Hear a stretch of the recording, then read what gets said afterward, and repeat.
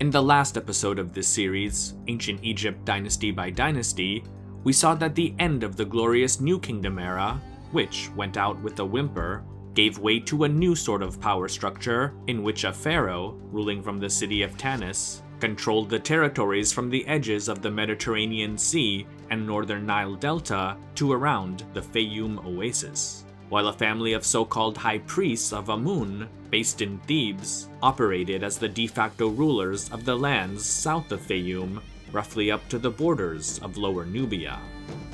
This was the world of Egypt's 21st dynasty, and the start of the politically fragmented era that Egyptologists refer to as the Third Intermediate Period.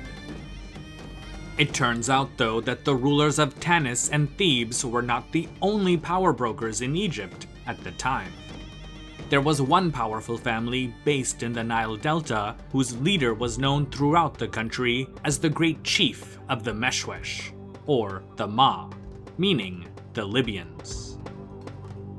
Though various Egyptian governments in the past had tried to keep them out, by 1200 BC, large numbers of Libyans had settled in the area between Memphis and Heracleopolis, as well as parts of the western deserts. The largest concentration of them, though, was in the western Nile Delta. The Libyans found this region very attractive due to its proximity to their homeland, as well as for the fertile pastures that parts of it provided for their cattle to graze in. Once the feared enemies of the New Kingdom pharaohs, by around 1100 BC, many Libyans were serving as mercenaries for the crown and tasked with protecting the frontiers of the western delta, as well as providing the bulk of the police force in various Egyptian cities. By the late 20th dynasty, most of the officers and soldiers in the pharaoh's army were either of Libyan origin or descendants of Libyans whose families by then had been settled in Egypt for several generations. Though the latter may have adopted many Egyptian cultural and religious practices, most still kept distinctly Libyan names, as well as a great deal of loyalty to their respective ancestral clans. Several scholars believe that most of the rulers of both the 21st dynasty in Tanis and the high priests of Amun in Thebes were at least partially of Libyan origin and may have just used Egyptian names to make themselves more acceptable to the general population at large. Being of Libyan descent also made it easier for them to coexist with different power centers within the same society. Remember, traditional Egyptian political ideology and even theology since the time of the country's earliest dynasties stipulated that there could only be one rightful ruler of Egypt at a time. However, the tribal society of the Libyans was much more flexible and didn't demand such strict adherence to any single political ideology. In their society, where one's first loyalty was to their own tribal or clan leader, it was often necessary to share power in some form with others, both to avoid conflict and to achieve common goals. That said, the high priests of Amun in Thebes, the exception being Penejm I, did recognize the supreme authority of the king in Tanis, at least on papyrus. In practice, they collected their own taxes, commanded their own armies, and ruled much like kings themselves. This arrangement of convenience worked because, more than likely, the kings of the 21st dynasty in Tanis weren't powerful enough to exert their authority further south beyond the Fayum Oasis and into Upper Egypt. It's believed that by the end of the reign of Susanes II, the last king of the 21st dynasty, power transferred to a Libyan chief named Shoshenq, who Manetho says was from the city of Bubastis, also known as Bast, in the Nile Delta just south of the capital of Tanis. The fact that Shoshenq was the supreme commander of the king's armed forces, as well as the nephew of the 21st dynasty ruler Osorkon the Elder, may have made the transition from one ruler to the other much smoother. It also didn't hurt that his son was married to Shoshenq II's daughter. More importantly, though, the god Amun had sanctioned the transfer of power. By the early Third Intermediate period, the oracles of the god Amun, especially the main one in Thebes, had become extremely crucial for official decision-making. In this post-New Kingdom society, Amun was not only the king of the gods, but also viewed as the temporal ruler of the land of Egypt itself, and often had his name written within a cartouche just like a king. Such a concept may have been necessary in order to maintain harmony between the kings of Tanis and the high priests of Amun in Thebes. Remember that, according to Egyptian tradition, there could only be one ruler of the two lands of Upper and Lower Egypt. By officially making Amun this ruler instead of a human, the concept of multiple kingdoms existing within Egypt could in theory be acceptable if their rulers all swore fealty to Amun as their earthly overlord. Within the oracles, Amun, or rather his statue, would give his consent to decisions made in his name by supposedly nodding, as he apparently did in order to confirm Shoshenq's new status as heir to Shoshenq. On a stela discovered in Abydos, Shoshenq mentions this event at a ceremony where he set up a statue dedicated to his father in that holy city, and also asks the great god Amun for his approval. Part of the text from the stela reads, "Will you allow the great chief of chiefs, Shoshenq the Justified, his son, to rest in the place of the blessed spirits, beside his father? Will you allow him to magnify his beauty in the city of Tawer, opposite he whose waking is sound? Will you cause that he be revered in order to attain old age, while his son remains afterward? Will you cause that he be favored with the festivals of his majesty in receiving victory, joined as co-partner?" The statue of Amun is said to have nodded in approval. The text then continues, "Then again he said before this great god, 'My good lord, will you kill the superior of the army, the sergeant, the scribe, the agent, any messenger, or anyone sent on business into the country, who will seize the property of this statue, great chief of the Ma, Nimlot, which is in Abydos? Any person who will subtract from his divine offerings, whether from his fields, his people, from his cattle, his garden, any of his offerings, or any of his funerary service? Will you enact your great and powerful wrath against them, against their wives and their children?'" Again, the statue of Amun is said to have nodded in approval, after which Shoshenq II gave Shoshenq his blessing to succeed him as king, which is also recorded on the stela. Then his majesty said, "May you be justified, Shoshenq, the great chief of the Ma, chief of chiefs, my great one, together with everyone loyal to you, your army likewise, since Amun-Ra, king of the gods, has praised you concerning all that you have done for your father. You shall attain old age, enduring on earth, with your heirs following in your position forever." And so, the god Amun had confirmed that the kingship of Egypt could pass on to a new family, in this case a Libyan one. In 945 BC, Shoshenq became the new pharaoh of Egypt and the founder of the line of kings we today identify as the 22nd Dynasty. Unlike his 21st Dynasty predecessors, Shoshenq was not content with the current political status quo. He sought to reunify Tanis and Thebes under one roof, and to do this, he appointed several of his sons to some of the most important positions in Egypt. These included his son Euput as high priest of Amun, who also simultaneously served as his supreme military commander. Another son, Nimlot, was put in charge of the important military garrison at Heracleopolis. Such appointments let Shoshenq further consolidate his hold over Upper and Lower Egypt. Though clearly of Libyan descent, Shoshenq acted more like a traditional Egyptian pharaoh from the New Kingdom era than a Libyan tribal chief.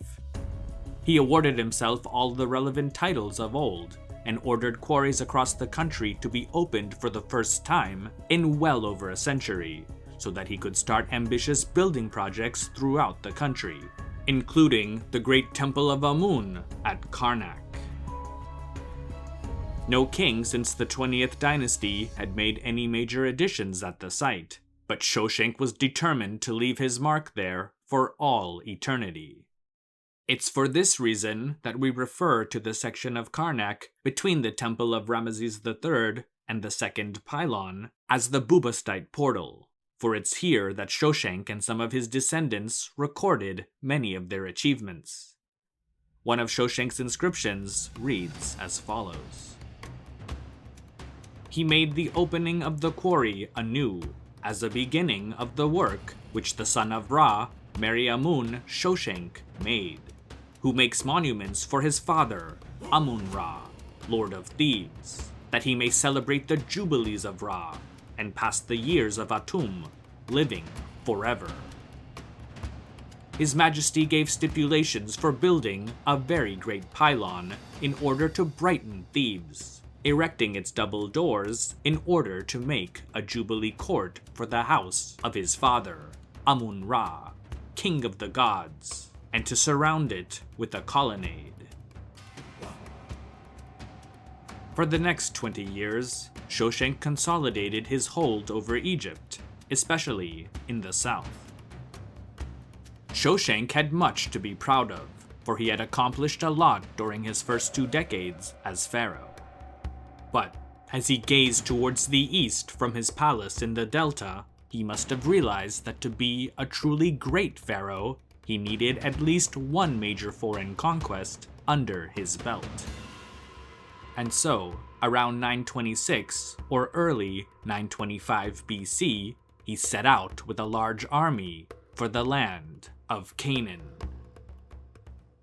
The most detailed of these sources are Shoshenq's own inscriptions at Karnak mentioning this particular campaign, because they list over 70 of the cities and territories that he claims to have conquered west of Egypt. The archaeological record also seems to indicate some destruction at various Canaanite cities and settlements during this time. Though the books of the Hebrew Bible, specifically the first book of Kings and also Chronicles, were compiled centuries after the events they describe took place, some of it may match up with what archaeologists know of the period, though there are also many gaps. Those who accept these 2 books as credible sources equate the Egyptian king Shoshenq of the Bible with Shoshenq. If Shoshenq and Shoshenq were indeed the same person, then one popular narrative of events goes as follows. Around 926 or 925 BC, Shoshenq marched from the western Nile Delta into what's today Gaza, which historically had been the staging point for past Egyptian raids further into Canaan. With him were his loyal Libyan troops and a large number of Nubian mercenaries. Similar to Ramesses II at the famous Battle of Kadesh, Shoshenq's army was also divided into 4 divisions. But instead of meeting at one point for battle, he sent them to different parts of Canaan, indicating that the region wasn't politically unified, nor had its leaders joined forces to form a single alliance to face the Egyptian king and his superior army. One division was sent into the Negev desert to take the fortress of Sharuhen, while another went towards the cities of Beersheba and Arad. A third headed to Hebron and into the Judean highlands. The main force, led by Shoshenq himself, marched north along the coast and then turned inland to attack Judah from the north. Along with these areas, the Bubastite portal mentions that Shoshenq captured many other cities in Canaan, including Bet-Shean, Megiddo, Tanakh, and others, though it fails to mention Judah's capital, Jerusalem. With regard to that city, the Book of Chronicles says that Shoshenq, aka Shoshenq, took the fortified cities of Judah and came as far as Jerusalem. When Shoshenq, king of Egypt, attacked Jerusalem, he carried off the treasures of the temple of the Lord and the treasures of the royal palace. He took everything, including gold shields Solomon had made. For all of this to have been true, not only does one have to assume that the biblical passages are accurate, but also that Shoshenq and Shoshenq are indeed the same person. Given the closeness of these names to each other, this may seem obvious to some, but for archaeologists and Egyptologists, it's by no means a certainty. It should also be noted that Shoshenq's list at Karnak of subjugated cities and territories does not include Jerusalem, but instead focuses on known places primarily to the north and south of Judah. It could be that Jerusalem may have been mentioned in part of the now destroyed section of Shoshenq's Karnak inscription and relief, or that perhaps it hadn't been added to the list before work on the monument was unexpectedly halted. Specifics of his conquests aside, Egyptologists believe that Shoshenq was on track to create a new empire in the Levant when he suddenly died. The cause of death is unknown, and his inscriptions and reliefs at Karnak were left unfinished. Egypt's quickly attained empire in the Levant, which in retrospect appears to have been little more than a large raid and campaign of plunder, was now in jeopardy. Had Shoshenq lived just a bit longer, it could have been so much more. Unfortunately, those of his line who came after him seem to have had little appetite for foreign adventures. Shoshenq's son and successor, Osorkon I, may have held on to at least parts of the Levant, especially the cities along the coast, such as Byblos, but he doesn't seem to have taken the initiative to expand Egypt's sphere of influence further. Perhaps he didn't have to, as documents indicate that Egypt's coffers under Osorkon were already full of precious metals and stones. A text discovered in a small, ruined temple dated to the king's 4th year lists statues, vessels, utensils, and other objects made out of gold, silver, and lapis lazuli that Osorkon donated as offerings. Sections of the document read as follows. List of monuments which the king of Upper and Lower Egypt, lord of the two lands, Osorkon, made for all the gods and goddesses of the cities of the south and north. His Majesty gave to the house of his father, Ra-Horakhti, beaten gold, in august chapel of Atum Khepri, lord of Heliopolis, amounting to gold, 15,345 deben, silver, 14,150 deben. Given that a deben of gold was about 91 grams, this was a considerable amount for just one temple. Larger temples in Thebes, Tanis, Abydos, and the dynasty's home city of Bubastis probably received many more valuable offerings. Osorkon I's reign was rather long and extended from 925 to around 890 BC, during which some Egyptologists believe he appointed his son, Shoshenq II, as co-ruler. It should be noted that not everyone agrees with this. Several Egyptologists believe that Shoshenq II was actually Shoshenq I's son. There are also differing opinions as to how long Shoshenq II held his position as co-ruler, because he predeceased his father and was laid to rest in the tomb of Sassaniz II, the last ruler of the 21st dynasty. When Osorkon I died the following year, another son, Takelot I, took over. Though he may have ruled for 15 years, he didn't leave behind any major monuments and seems to have been a rather weak ruler, for it was during his reign that parts of the country started to show signs of breaking away from Tanis. In 875 BC, Takelot's son ascended the throne as Osorkon II. The years of his reign are still hotly debated, but he may have ruled anywhere from 20 to 40 years, depending upon the Egyptologist you're following and the chronology being used. Osorkon II was one of the more interesting, if not eccentric, kings of the 22nd dynasty. He was very fond of his family's home city, Bubastis, and extremely devoted to the cat goddess, Bastet. In honor of his 30-year Jubilee, which, according to one inscription, he actually celebrated during his 22nd year on the throne, Osorkon II built a special temple and hall dedicated to the occasion. Part of his Jubilee inscription reads as follows. Year 22, 4th month of the first season, occurred the appearance of the king in the temple of Amun, which is in the Jubilee Hall, resting on the portable throne, and the assumption of the protection of the two lands by the king. Lo, his majesty sought great benefaction for his father, Amun-Ra, when he, Amun, decreed the first Jubilee for his son, who rests upon his throne, that he might decree for him a great multitude of Jubilees in Thebes, mistress of the 9 bows. Despite such spectacles, which were meant to show his people just how great of a king he was, Osorkon seems to have lost focus on the south and Thebes, and there's evidence that the people there may have resented him. This may have been one of the reasons why his cousin, Harsiesi, the high priest of Amun, eventually went on to declare himself to be the new king of Thebes. Once again, Egypt was politically divided.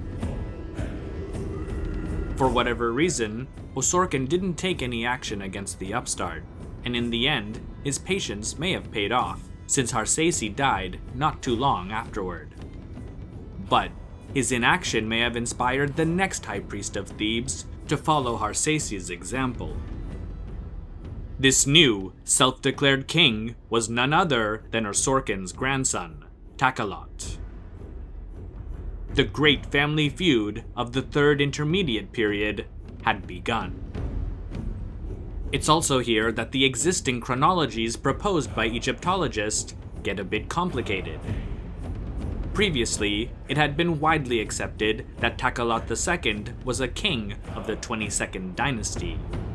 However, in 1989, archaeologist and Egyptologist David Aston successfully made the argument that Osorkon II was succeeded not by Takelot II, but Shoshenq III.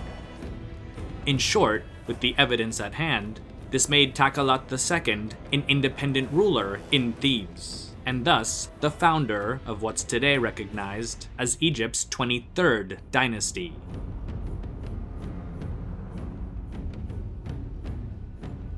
Osorkon II failed to respond to Takelot's declaration of independence from Tanis, perhaps because he was too old. Osorkon II died within 5 years of Takelot's declaration. Despite this, Takelot's position in the south was far from secure. About a decade into Takelot's reign, one of his cousins, a man named Padibastet, also known as Pedubast, declared that he was the rightful king of Thebes. It's believed that Pedubast also had support from Osorkon II's successor, Shoshenq III, who, on behalf of his side of the family, must have been eager to get some revenge on Takelot for his betrayal. A civil war broke out in Thebes between the supporters of Takelot II and Pedubast. At the time, Takelot was taking refuge in a fortress some distance to the north of Thebes. and so he dispatched his son and heir, Prince Osorkon, to deal with Pedubast. Eventually, Prince Osorkon was able to take back Thebes and most of Upper Egypt, with Pedubast escaping to an unknown location. Despite the priesthood and district governors swearing their loyalty to him, Prince Osorkon dashed any hopes of reconciliation with Pedubast's supporters by brutally killing many of them. He was so merciless that he even burned the bodies of his enemies so as to deny them any hope of an afterlife. To those who survived his purge of Thebes, he gave the following warning. As for the one who will upset this command which I have issued, he shall be subject to the ferocity of Amun-Ra. The flame of Mut shall overcome him when she rages, and his son shall not succeed him, whereas my name will stand firm and endure throughout the length of eternity. Prince Osorkon's retribution was a bit over the top, and a few years later, a second full-scale rebellion broke out, with Pedubast returning to lead it. This time, he won, and both Prince Osorkon and his father Takelot II retreated to their fortress stronghold to the north of Thebes. The Thebans, though, were a fickle bunch, and soon Pedubast fell out of favor with them, a situation that Prince Osorkon took advantage of by launching another attack against Thebes. According to his own account, the priests there welcomed his return, telling him, "We shall be happy on account of you having no enemies, they being non-existent." Shortly after their reconquest of Thebes, Prince Osorkon's father, Takelot II, died. The civil war, though, continued, and Pedubast and his faction were able to take over Thebes yet again. And this time, Pedubast made his son, Iuput, his co-ruler. His victory, though, was rather fleeting, as Pedubast supposedly died shortly after taking the city for the second time. What happened to Iuput isn't known. The number of years he ruled as co-ruler also isn't certain, though it may have been as many as 12. And it's possible that he could have also ruled independently for several years after Pedubast's death. What is agreed upon is that Prince Osorkon attacked Thebes again, but this time with the help of his brother, Bakin Ptah, who as commander of the large garrison at Herakleopolis, was able to aid him until he was victorious over Pedubast and Iuput's successor, Shoshenq VI. After several decades of the latest round of this particular family feud, Prince Osorkon finally gained the throne of Thebes to become King Osorkon III.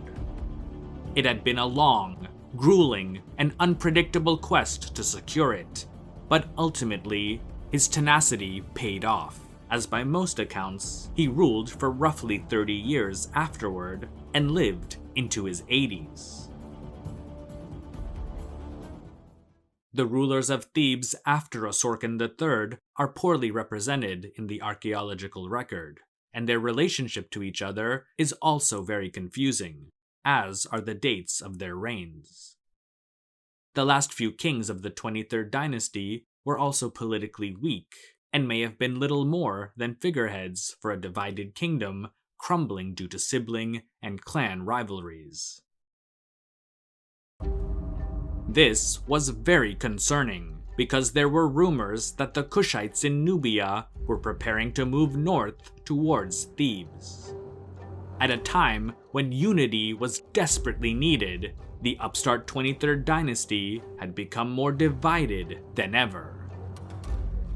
Back in the north, the rulers of Tanis were watching events in the south from afar, but had little interest in intervening in the bloody civil war that had engulfed Upper Egypt. Other than initially supporting Pedubast's faction against Takelot II, they were mostly content to remain on the sidelines and see their relatives duke it out. From what we know, The 22nd dynasty rulers after Shoshenq III took a very laissez-faire approach to governing. There also doesn't seem to have been any real desire to reclaim the territories their predecessors had once controlled in Canaan. But the territory they did control in the Delta region seems to have been rather stable, as there are no signs of any major upheavals or wars.